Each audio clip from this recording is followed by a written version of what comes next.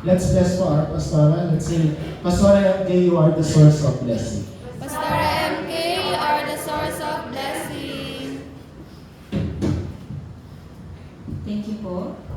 Pakibati po bawat isa, you are the source of blessing. Amen. Amen. It's been a long time po. If I can remember po, it's exactly 1 year po since tumayo ako dito. Kasi January, I think na hospital na ako noon. May bata kasi gusto nang lumabas, 4 na buwan pa lang. Ayan. But thank God, salamat Panginoon, still binibigyan niya tayo ng kalakasan muli para magpatuloy. Amen po? Amen. So, hindi ko na po babasahin yung ating scripture since nabasa na. But the title of our message today is The Last Masterpiece. Actually, ano po yan eh? Last of Last Masterpiece. Yung ano po yan, translation ng message. It's the third lecture of the New Year's message. Nung nakalaang 2 weeks na preach na ni Pastor yung 1 and 2. So, maybe later magkakaroon na tayo ng konting quick recap. Ayan. So, laging mini-mention sa atin ni Pastor, no, kung tinatanong niyo palagi sa mga bata, favorite niyang i-mention, para saan ka nabubuhay? Why do you live? Para saan ka nagpupupo? Para saan ka kumakain? Ano pong sagot? For world evangelization. Alam na alam po yan ng mga little remnants natin. But sa ating mga adults, sa ating mga disciple, mga remnant leaders, do you remind yourself na ito pala, para dito pala ako nabubuhay? Naaalala pa rin po ba natin everyday kung bakit tayo nabubuhay? Kasi madalas nakakaroon tayo ng pagkalimot. Diba? Dahil sa sobrang kabisihan natin, sa sobrang dami nating ginagawa, nakakalimutan natin kung ano yung purpose ng buhay natin, kung bakit tayo tinawag ng Panginoon. So, napakadami pong disciples and remnants sa Biblia na na-mention po. They started as nobody. Wala silang magandang background, wala silang magandang pinanggalingan or kayamanan na maibibigay sa mundo o sa atin. But they contributed a lot for world evangelization. So that's the best thing na pwede nating may pagmalaki kasi nakarating yun sa atin eh. Without them doing world evangelization, hindi makakarating sa atin yung gospel. Without them staking their lives, hindi makakarating sa atin yung accurate gospel. So actually, we are way better na sa kanila eh. Yung mga disciples sa Biblia, mas better pa ngayon pamumuhay natin. Mas good pa yung background natin eh. Grabe na yung technology. You can just Google yung verse sa Bible, scripture, yung word of God. Diba? Maaari na din tayo makanood ng video message, pulpit message sa YouTube, diba? So, mas maganda na yung pamumuhay natin ngayon compared noon. But, ano yung contribution natin for world evangelization? What is our contribution to the house of the Lord o sa pagbibigay ng karangalan sa Panginoon? So, kailangan natin isipin palagi yun, ano yung maibibigay ko? Ano ba yung purpose ng buhay ko? Diba? So, kailangan nyo i-remind yung sarili nyo. Sinabi ng Diyos, pinangako niya sa atin, God will give us His things. Lahat ng bagay na kailangan natin. Lalo na sa mga taong pinili niya. Sino po ba yun? Tayo po yun. Mga anak ng Diyos. Mga people of the covenant. Hindi natin kayang iligtas yung mundong ito with our own strength. With our own, kung meron man tayong kayamanan, hindi natin kayang iligtas ng Diyos sa pamamagitan lang ng sahod natin. Tama po ba? But God promised to give all His things to us. Ito yung pinangako niya sa atin, tayong mga anak ng Diyos. So, yung isa sa mga goal po ng church natin this year is yung magkaroon tayo ng life camp. Ibig sabihin nito, let's do more evangelism. Let's do saving lives more. Diba? Kaya lang, doing evangelism, kung lacking yung faith natin, people will not understand you. Katulad ng early church po. They did sharing about Jesus Christ. Pero ano nangyari sa kanila? Nape-persecute sila. They were persecuted. Even the law, yung batas, nung panahon na yun, gumawa sila ng batas para ma-persecute yung mga Christians o yung mga nagbabahagi patungkol kay Jesu Kristo. So, ganun kalala o ganun yung problema kapag lacking yung faith natin, kapag hindi ka naniniwala dun sa gospel na meron ka, dun sa salvation na meron ka. Kaya nga, paano natin mapapalago yung pananampalataya natin? Anong klaseng habit? Anong klaseng paraan ba?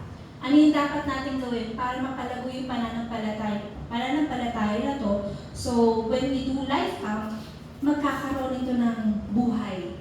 Merong mag-a-arise na another disciple.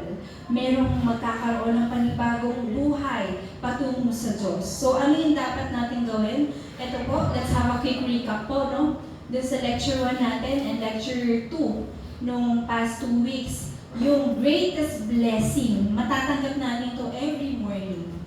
Sino po dito gumising ng maaga today, excited kasi may worship na naman? Yes, amen. Parang isa lang. Parang isa lang. Usually kasi yung hindi natin nakagisnan kasi ng pagising sa umaga every Sunday magsisimba eh.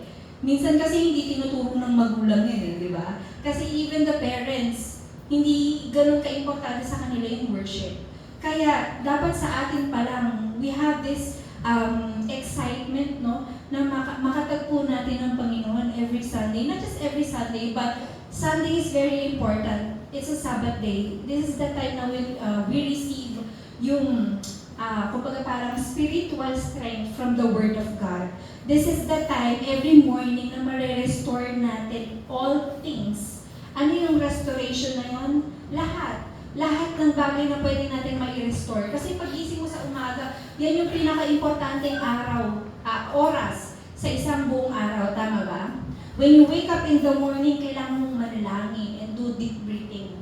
Napaka-importante nun. Kasi kapag hindi mo yung ginawa, the whole day mo, parang pag nagkaroon ka ng wrong start in the morning, parang yung buong araw mo sira na eh.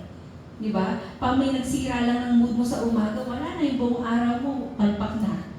Diba? So, kailangan natin magkaroon ng tinatawag na fundamental power. How do we gain fundamental power? Simple lang. Wake up in the morning, pray, and do deep breathing. Idagdag mo ko yung exercise. Napaka-importante ng exercise. Sinasabi ko to, kasi hindi ako nag-exercise lately. Kasi bawal. Bawal pa. I can do walking, pero hindi pa ako pwedeng mag-full exercise kasi galing ako cesarean. So, baka bumuka ang mga nahiwa. So, kailangan, pero kayo mga remnants, kailangan nyo. Napaka-effective nito. I actually did this before po ako, mabuntis. And na-regain ko yung strength ko. Nung time ko kasi na yun, nagkaroon ako ng PCOS, bago pa lang. Hindi ko inaakala na nanganak na ako before, pero magkakaroon pa pala ako nun. So, what I did, inalagaan ko yung health ko as the doctor's advice. Nag-take ako ng mga supplements, vitamins, and then nag-low carb diet ako, nag-exercise ako, and then Arsen came. Salamat Panginoon. So, napaka-laki pong epekto sa katawan natin yung pagkakaroon ng restoration every morning. Doing prayer, exercise, deep breathing. We will really gain fundamental power. Pag sinabing fundamental, start, beginning, foundation. So, umaga pa lang, nagsimula na yung right foundation mo all throughout para sa buong araw. So, saan ba nanggagaling itong fundamental power na to? It comes from the power of the throne. From the Trinity God. So, kung naniniwala tayo sa Panginoon, kailangan niyong alagaan yung mga sarili ninyo. Because you are God's temple. Kailangan niyong alagaan yung sarili niyo kagaya ng pagmamahal niyo sa Panginoon. Do you love God? Amen. Then you love yourself. Hindi katulad na, hindi ko sinasabing love yourself yung mga makamundong worldly advices. Ibig ko sabihin, as you love yourself, kailangan ginagawa mo to para mas lalo ka pang makapagbigay ng papuri sa Diyos. Amen? Amen. So, when is the time? So, sabi nga dyan, as you enjoy your every morning restoration, o magkaroon ka ng restoration, magkakaroon ka din ng tinatawag. Ikaw rin ay magiging isang absolute partisan. Balik ka doon. Yan, absolute bartisan. So, naalala ko sinabi ni Pastor Mark, you have to enjoy your identity with full assurance. Sabi dun sa lecture 1. Kailangan strong ka and unshaken. Kailangan hindi ka basta-basta nadideceive. Diba? Kasi merong mga tao na magsabi lang ng kung anong bagay, nanghihina na, nawawalan na ng lakas ng loob, nahihiya na. So, nawawalan tayo ng gana.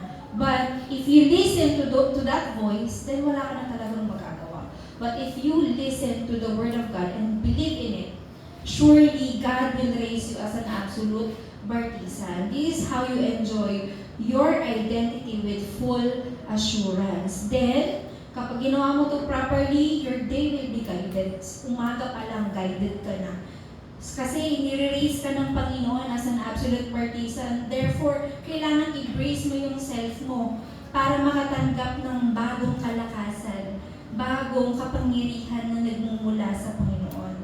So, wala kang magagawa kung hindi hintayin na lang yung blessing ng Panginoon, yung blessing to save others, yung blessing na makapagbibigay ka ng kagalingan din sa ibang tao. And most especially, you can also heal the future, your future, o yung future ng ating next generation. So, next, when is the time where you're able to enjoy the blessing of God to the fullest? So, umaga, greatest blessing, nire-restore mo yung sarili mo. Afternoon, this is the time na ma-enjoy mo yung blessing na na-receive mo sa umaga. Ano po yung blessing na yon? Ito yung tinatawag natin mga blessed meeting. Because sa afternoon or during the day, ito yung time na marami ka nang ginagawa eh. Pupunta ka sa trabaho, pupunta ka sa field, mamimit mo yung iba't ibang mga tao, mamimit mo yung mga kaibigan mo. Sa lahat ng mga tao makakatagpo mo, ang kailangan mong makita sa kanila, sila yung taong inihanda ng Diyos para makatanggap ng kaligtasan. Kailangan nakikita mo yung mga taong ito na precious sa mata ng Diyos. Kung precious sila sa mata ng Diyos, dapat precious din sila sa mata mo. Kaya lang, minsan ang nakakasalamuhan natin yung mga taong ayaw natin, di ba? May mga instances na gano'n, nakita ko na naman siya, nakakainis. Di ba? May mga time na nakakasalamuhan natin yung kaaway natin, yung kaalitan natin, o yung minsan yung ayaw talaga natin makita. But, kailangan yung i-change yung thoughts nyo na sila ay, kumbaga may purpose kung bakit nakita mo sila that day. May purpose kung bakit na-meet mo sila, itong taong to, kahit na ang pangit-pangit ng ugali. Whether they are bad or good, sa standard natin, we need to change it into prayer. Kasi that's where will you uncover yung fullest blessing na inihanda ng Panginoon sa'yo.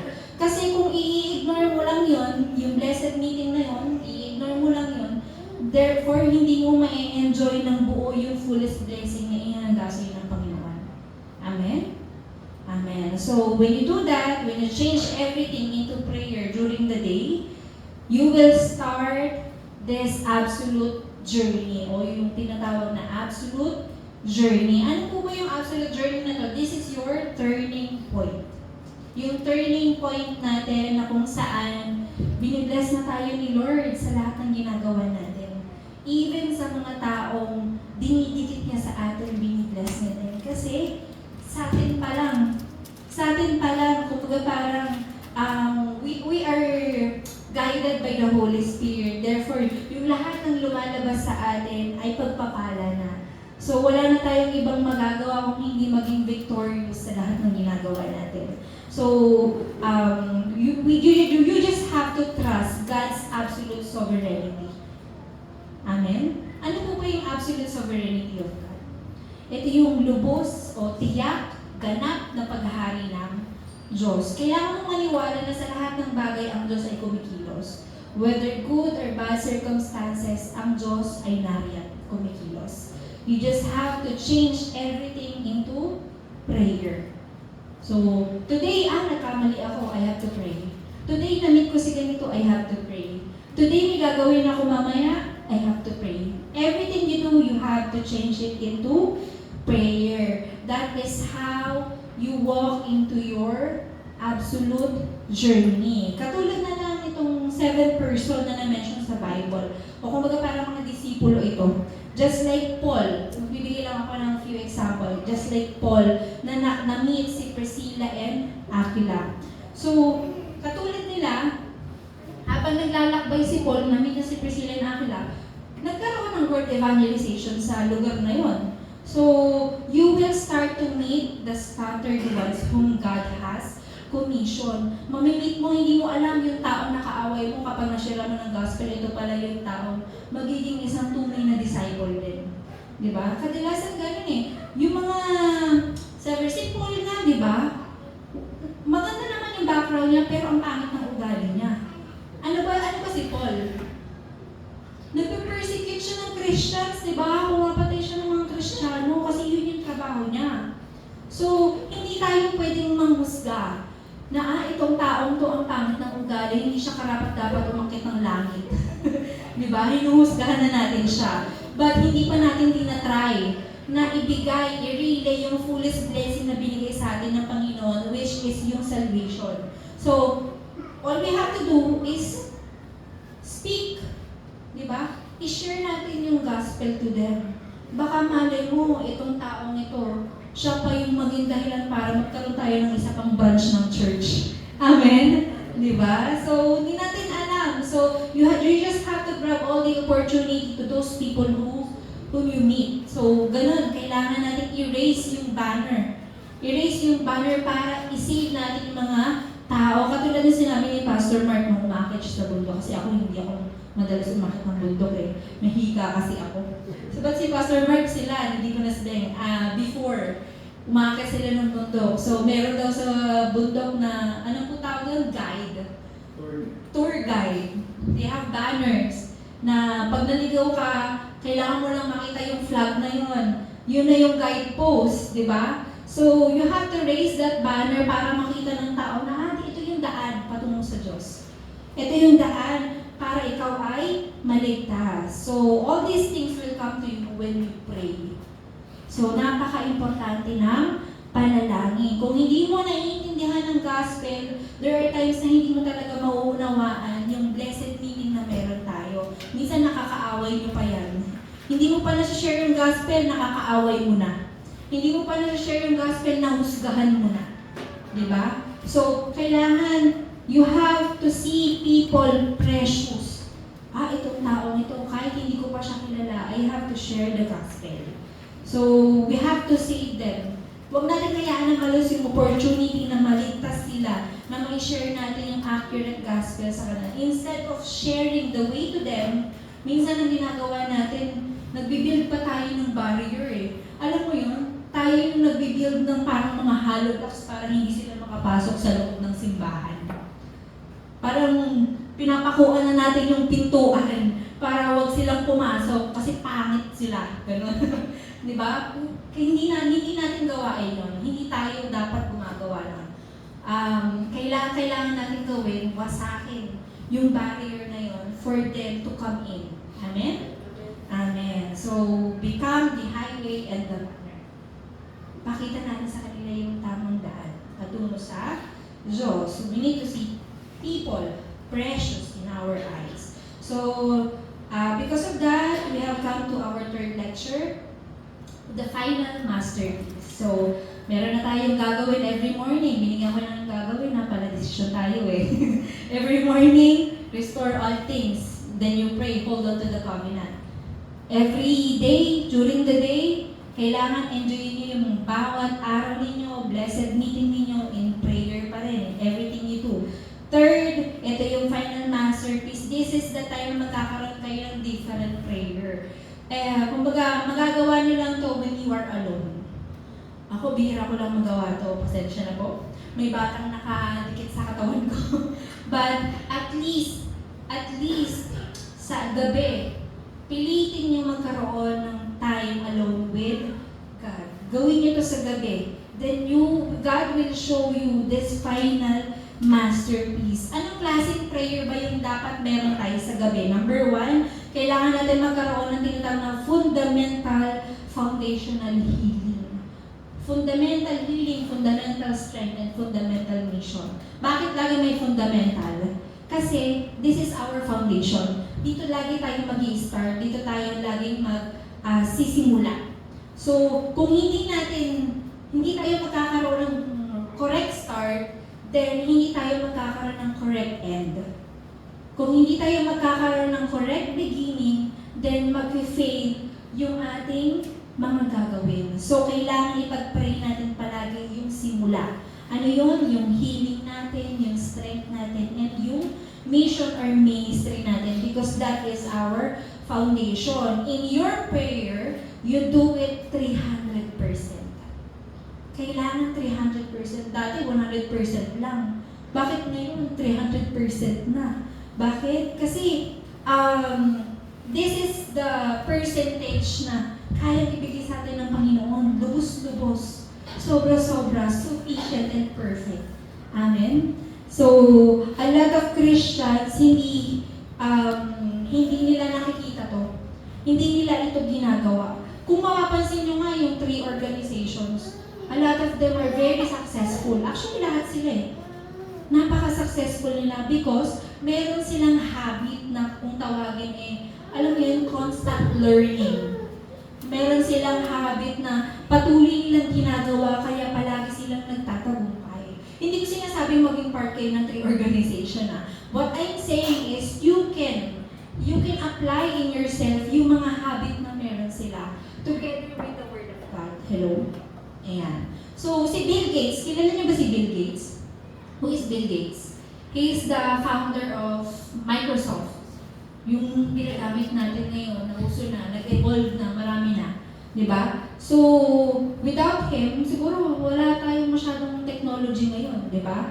But, he is a self-made person o self-made success. Kumbaga parang constant learning. Nag-aral lang siya na nag-aral, sarili niya lang. Kumbaga, kapag may gusto siyang gawin, inaaral niya, ginagawa niya. So, same thing, ganun din tayo sa mga remnants natin. Kailangan natin gawin yung ganung klaseng habit. Kapag meron tayong gustong matutunan, kapag meron tayong gustong gawin sa school, you have to do it 300%. Katulad na lang, kunyari, magre-report kayo sa school. Anong kailangan nyo gawin? You have to prepare. Hindi yung basta, ay, may report ako, mamaya ako gagawin. You have to do it ahead of time. Diba? Maraming guilty. Diba? So, you have to do it 300%. Kumbaga parang mas ahead kayo sa iba. Kaya yung mga taong ito, nagiging talagang successful. Ang pinagkaiba lang kayo, you have the gospel. Meron kayong guide ng Panginoon. So, sino pa? Yung mga demon possessed. Kaya nga sila napopossess kasi ganun na lamang yung possession nila dun sa mga rituals nila. Diba? Dun sa mga habit na meron sila to the point na they are controlled na by Satan. But kung tayo, if we are controlled by God, nag-follow lang tayo kay God, then surely success will come to us. Kumbaga, mag-follow na lang yun sa atin, hindi na tayo yung mag-follow. So, Michael Jackson, sabi ni Reverend si Michael Jackson, nagkakaroon daw siya ng exorcism. And twice a week pumupunta siya sa fortune telling. Ganun yung habit niya para malaman niya yung future. But to us, we only depend sa gospel. Yun yung mag-predict o yun yung magbibigay sa atin ng future natin. Amen? Amen. So, a lot of people arise like them. So, tayo, anong advantage natin? We have the gospel. Ang kailangan lang natin gawin, we have to prepare 300% or ahead. Or kumbaga parang, kung ano yung ginagawa natin ngayon, dagdagan nyo pa. Diba? Let's make it a habit. Then you will receive 1,000 years of answers like Joseph. Ano ba yung 1,000 years of answers na receive ni Joseph? Si Joseph nga hindi naman siya naka-receive ng so much training eh. Naniniwala lang siya sa sovereignty of God. Naniniwala lang siya sa Panginoon. Naniniwala siya na pinili siya ng Diyos. Because of this faith, this kind of faith, lahat ng ginagawa niya ay nagtatagumpay. To the point na nakita na siya ng ibang tao ng hari na siya ay pinapanahanan ng banal na spirito. So, kung gagawin natin ito, if we follow God accurately, if we follow the gospel accurately, Jesus, then maybe yung mga tao, para na tayong walking Bible, no? Susunod na lang sila sa atin. Because naniniwala sila, you have Jesus. You have gospel. So, this is the kind of 1,000 years of answers na marireceive natin. Yung magre-remain 1,000 years. Magre-remain sa ating next generation. Hindi pa nag-remain yung ginawa ni Joseph sa atin. Hanggang ngayon, pinag-uusapan natin siya eh. Hanggang ngayon, nagaganap pa rin yung world evangelization. Hindi lang siya, Moses, Esther, and the rest of the 7 remnants and yung mga disciples sa Biblia. So kung tayo, hindi tayo dapat makontento na kumikita tayo ng pera, we're making a living, pero hindi natin ginagawa yung world evangelization because that is useless. God created us with a purpose. Ano yung purpose na yun? Binigyan niya tayo ng mission. Yung mission na world evangelization. Hindi tayo hayop. Hindi tayo parang aso na kakain, tatain, matutulog, sige repeat. Diba? Hindi tayo ganun. So, kailangan natin maintindihan na tinawag tayo ng Diyos. So, paano natin magagawa ang lahat ng yun? You have to go to the journey of raising partisan. Kailangan ikaw mismo, ma-raise ka as partisan. And then after ka ma-raise as partisan, then you will raise another partisan. Ganun tayo mag-evolve, kumbaga magbubunga. So in order to do that, just simple step. Kung isa-summarize natin lahat ng yan, every day, every morning, restore everything through prayer. Ganun lang. Sa dami sinabi ko, yun na lang tandaan nyo. Every day, every morning, i-restore nyo ang lahat sa panalangin. Manalangin ng manalangin. You have to do it in prayer. Sabi mo sa katabi mo, manalangin ka. Amen. Diba? You have to pray. Kailangan gamitin natin yung salita ng Diyos. Meron tayo diyang 777 prayer. We have authority prayer. We have Apostles' Creed, Lord's Prayer. Ang dami. Ang dami natin panalangin. Pwede nyo gamitin. Kung hindi nyo alam yung dapat yung panalangin, gamitin nyo lahat yan. Kasi nandiyan na lahat. Ginawa yung panalangin na yan para gamitin natin, hindi para lang i-pray, itabi. Diba? So, kailangan yung gamitin yan. Do things 300%. So, to our main message, the mystery of the 300%. So, ano nga ba yung 300% na to? Ano yung mystery behind this 300%? This 300% is called 3 masterpiece. Yung 3 masterpiece na to, kailangan natin itong gawin. No age requirement. Hindi porket matanda na kayo, accepted na kayo. Hindi porket bata ka, accepted ka na. Mas better pa nga kung medyo matanda na eh. Kasi mas marami ng experience. Pero, no age requirement ito. Kailangan natin itong gawin. Number 1, you have to re-challenge prayer. No age requirement. Ikaw na lang manalangin kasi ikaw mas nakakaalam ka. Ganon. Diba? So, you have to re-challenge prayer. In your prayer, you need to hold on to the covenant of Mount Olive, Mount Calvary, Mark's Upper Room. Ano yung meron dyan sa 3 yan? Simple lang. The covenant of Jesus Christ. Kailangan nyo siyang panghawakan. Then, you will see the future. Kapag nangyari yon, you will able to confirm kung ano yung heavenly mandate, calling, and mission na binigay sa'yo ng Panginoon. Then, magkakaroon ka ng good start. Ano yung good start na yon? Magagawa mo ang lahat ng bagay ng rightful, inevitable, and necessity. Kumbaga parang, in other words, you will have the correct start. Ganun na lang. Para mas madali niyong maintindihan. Yung correct start na yun, magsisimula ka sa salita ng Diyos. Then you will able to confirm, enjoy, and see the future. So, kapag ginawa mo yun, you will enjoy kumbaga parang you have to do it one heart, full heart, and continuation. Buong puso. na may pagpapatuloy. Hindi pwedeng dahil, ano ako ngayon, parang nakareceive ako ng realization ngayon na I have to pray. Tapos bukas nagkaroon ako ng problema, nakalimutan ko na. Diba? Kailangan one heart, whole heart with continuation. That is how you enjoy lahat ng pagpapala ng Panginoon. So, challenge yourself. Today, magsisimula ako. I will do it in prayer, lahat ng bagay. Tapos bukas, kung makalimutan mo, kung kailangan mo mag-alarm, do it. Mag-alarm ka sa umaga, mag-alarm ka sa tanghali, mag-alarm ka sa gabi, para lang maging habit natin yung panalangin. So, tutulungan natin yung sarili natin para ma-enjoy natin ito. Amen?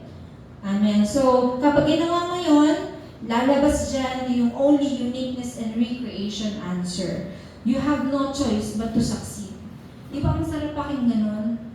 Na wala na siyang choice kung hindi magtagumpay siya kasi ganitong klaseng tao siya. Kasi siya ay pinapanahanan ng banal na spirito.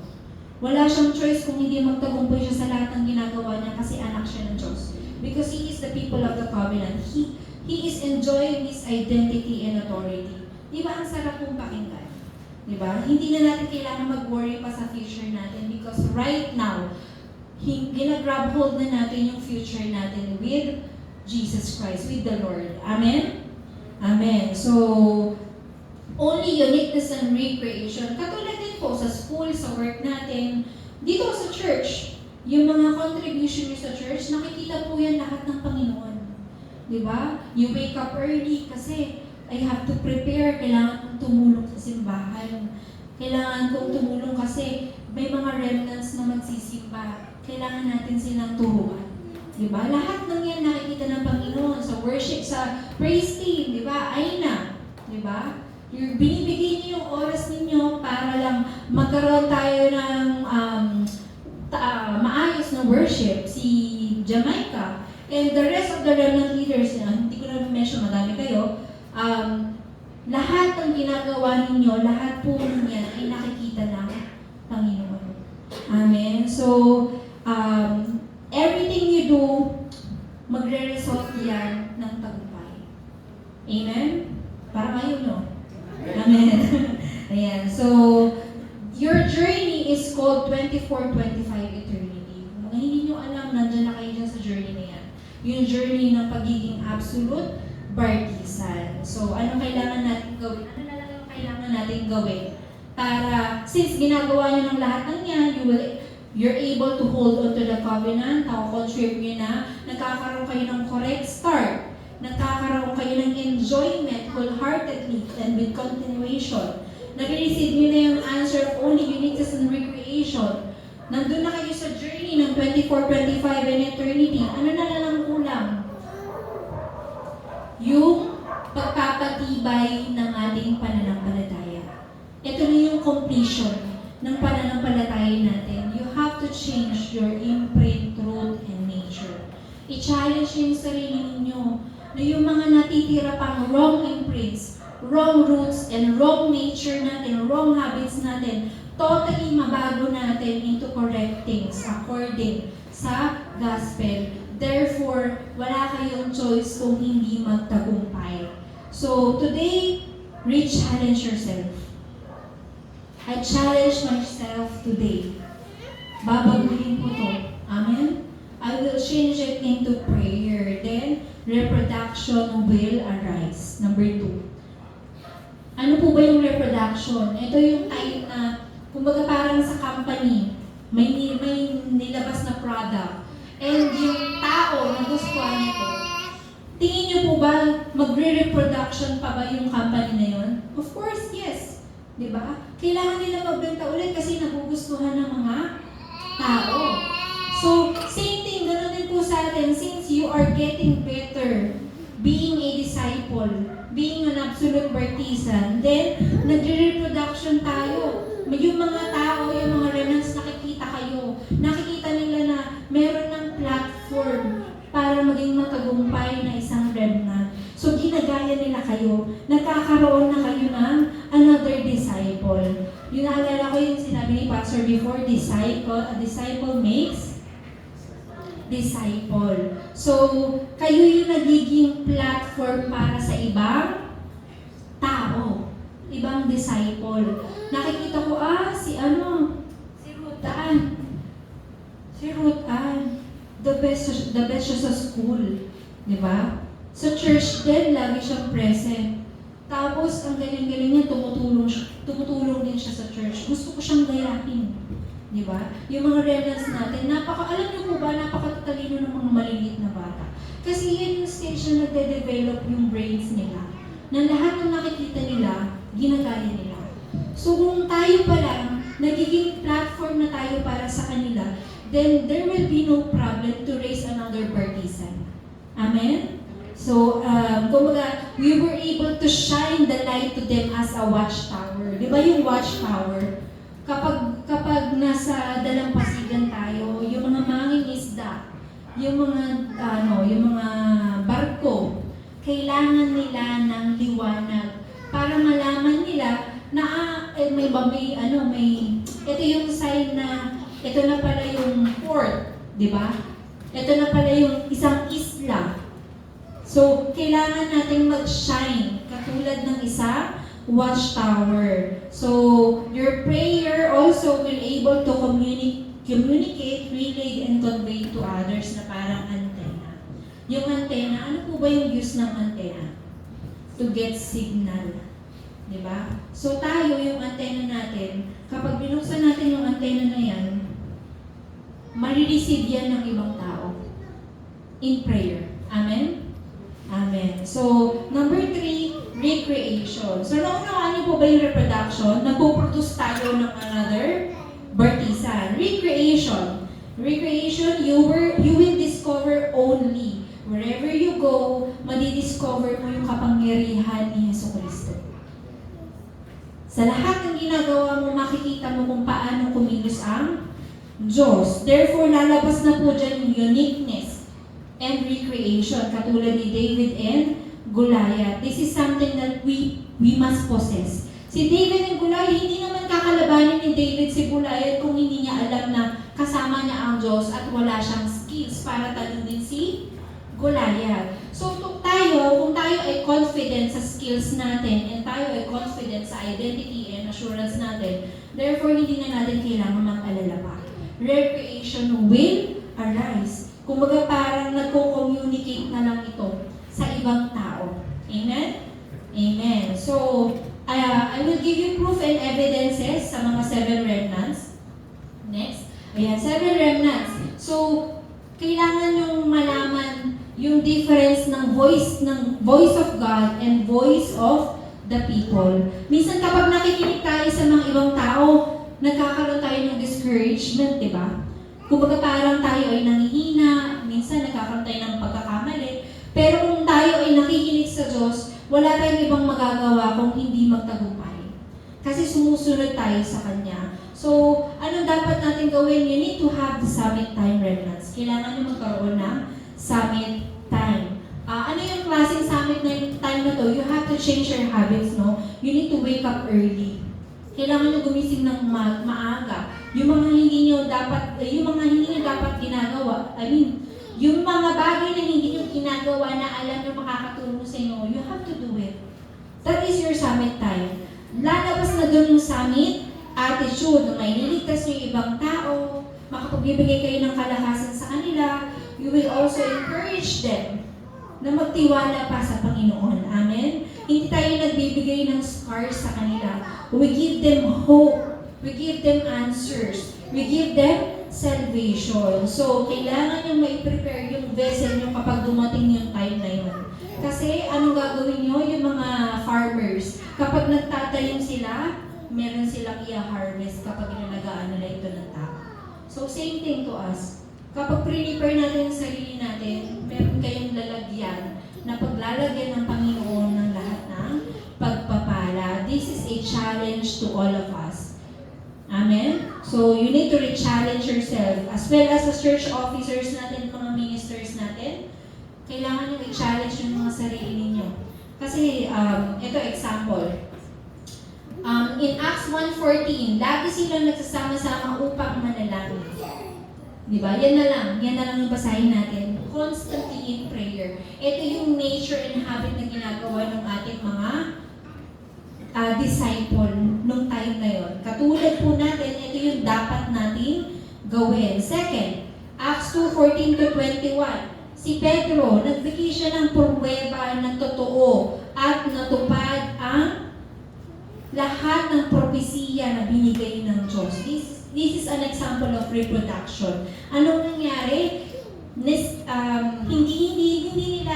Hindi sila nag-calculate ng mga things. Kumbaga parang ginawa nila ito according to God's word. Lahat ng ginagawa nila according to the gospel. Kaya naman sila ay nagtagumpay. They take responsibility dun sa church na meron sila, dun sa mga taong inilapit sa kanila ng Panginoon. So in number 3, example of recreation, basahin na lang natin yung sa baba. At bawat araw ay dinaragdag sa kanila, ano po yan? Ng Panginoon ang mga inililigtas. Amen? Kumbaga parang ito na yung bunga ng re-challenge natin and reproduction natin. Araw-araw, kumbaga ini-enjoy na lang natin yung mga bunga. Amen? So number 3, new believers, sick people, and multi-ethnic. Matatapos na tayo.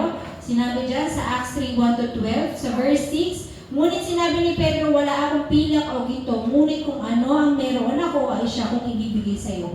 Sa pangalan ni Jesucristo taga Nazaret, tumayo ka at lumakad. Ang challenge po dito, kung yung beggar na yon o yung crippled man na yon ay tatayo. Yun yung challenge doon. So tayo po, sinabi ng Diyos sa'yo, humayo ka. Ang challenge doon, nahahayo ka ba? Diba? Sinabi sa'yo ng Diyos, magturo ka sa mga remnants. Ang challenge doon, magtuturo ka ba? So you have to challenge yourself na magawa mo yung mission and ministry na binibigay sa atin ng Panginoon. Amen?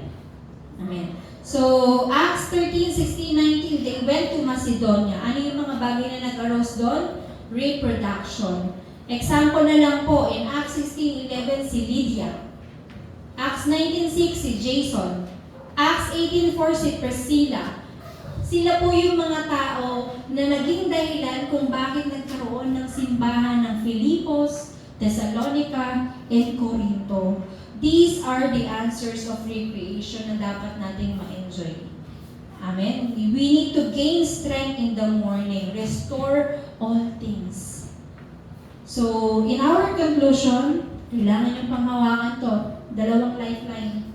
Kailangan parang ito yung maging dahilan ng buhay ninyo.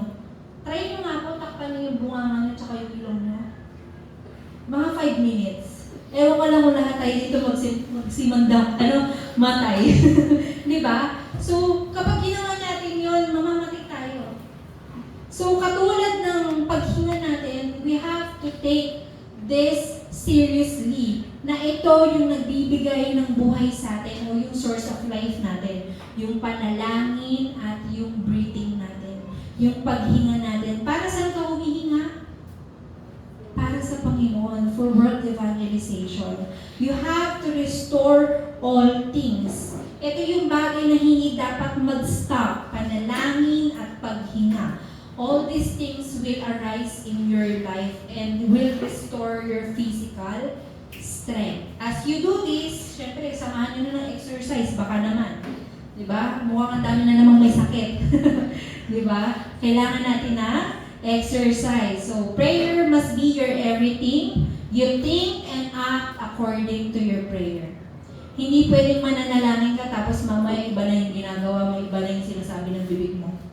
Diba? So, you think and act according to your prayer. God has a reason for everything He creates. May purpose po kung bakit ka na nilikha. Kung bakit ka na tinawag. Ngunit, gusto ng Diyos na i-challenge niyo yung sarili ninyo, ma-discover niyo ang lahat ng bagay at plano niya para sa inyo. Then surely, reproduction and recreation will naturally happen in your life. Amen? Kayo ay siguradong magbubunga. Amen po? Gusto niyo po ba magbunga? Ayaw, sige. Tayo po'y manalangin. Let's pray. Lord Jesus, maraming salamat po as we enjoy this greatest blessing in our life. Help us restore our life in Christ only. May we hold on to the covenant of raising the absolute partisan in our life.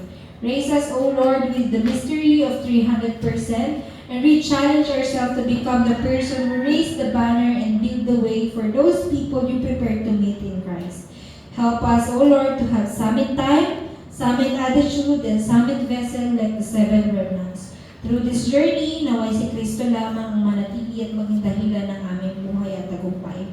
Let it be the time and year we enjoy and confirm the answer and blessing of reproduction and recreation, most especially to our church and field. This is our prayer in Jesus' name. Amen. Amen. Announcement po.